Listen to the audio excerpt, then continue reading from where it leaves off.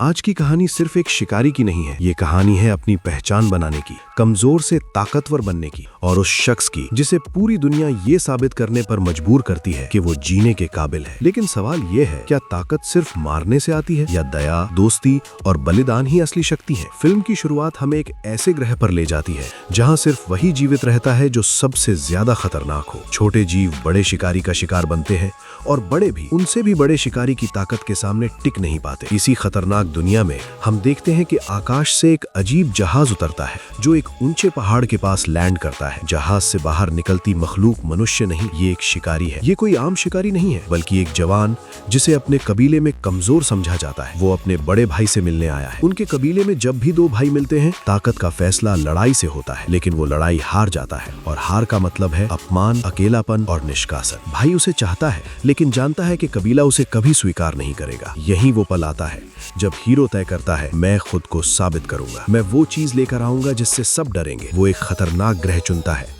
जहां एक विशाल प्राणी रहता है जिससे कबीले के बुजुर्ग भी डरते हैं। लेकिन हीरो का पिता इस फैसले के खिलाफ है। वो अपने बेटे को जंजीरों में जकड़ देता है और मारने का आदेश देता है। उसी समय भाई चुपके से जहाज को एक्टिवेट कर देता है ताकि हीरो बच सके। जहाज उड़ जाता है और पीछे रह जाता है एक टूटता हुआ परिवार। जहाज नियंत्रण से बाहर हो जाता है और हीरो को इमरजेंसी पॉड से जंगल में क्रैश लैंडिंग करनी पड़ती है। ये जंगल सुंदर नहीं बल्कि जीवित खतरा है। यहाँ पेड़ भी दुश्मन बन जाते हैं। अचानक बेलें मूव करती हैं और हीरो को जकड़ लेती हैं। वो तलवार से काटता है लेकिन बेलें लगातार बढ़ती हैं। मुश्किल से वो एक चट्टान तक पहुँचता है जहाँ से पूरे इलाके का नजारा मिलता है। इसी वक्त एक लड़की की आवाज सुनाई देती है, रुको, ये जंगल तुम्हें जीवित नहीं छोड़ेगा। ये थिया है, एक रोबोट जिसकी टांगे ठीक नहीं है। वो चेतावनी देती है कि यहाँ के कांटे शरीर को पूरी तरह लकवा मार देते हैं। थिया हीरो की जान बचाती है और दोनों एक दूसरे पर भरोसा करते हैं। हीरो बताता है कि वो खतरनाक प्राणी अपने कबीले के लिए ले जाना चाहता है। थिया मुस्कुराती है और कहती है, मेरे बिना तुम एक दिन भी जीवित नहीं रहोगे। रास्ते में उन्हें एक छोटा जीव मिलता है जो बंदर जैसा लगता है और हीरो को घूरता है। ये छोटा जीव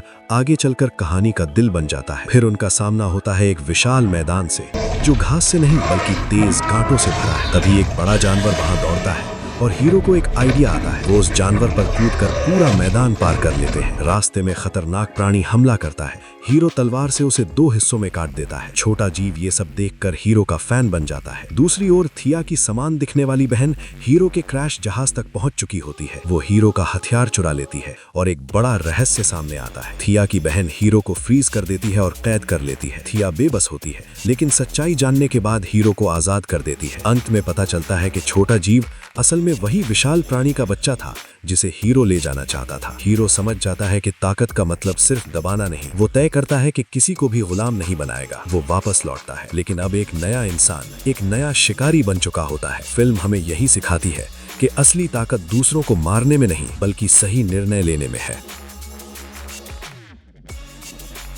मूवी खत्म, दिमाग का वाईफाई ऑफ। लाइक ठोक दो, सब्सक्राइब दबा दो, वरना नेक्स्ट मूवी मिस हो जाएगी। मिलते हैं नेक्स्ट मूवी में। RM movie explanation.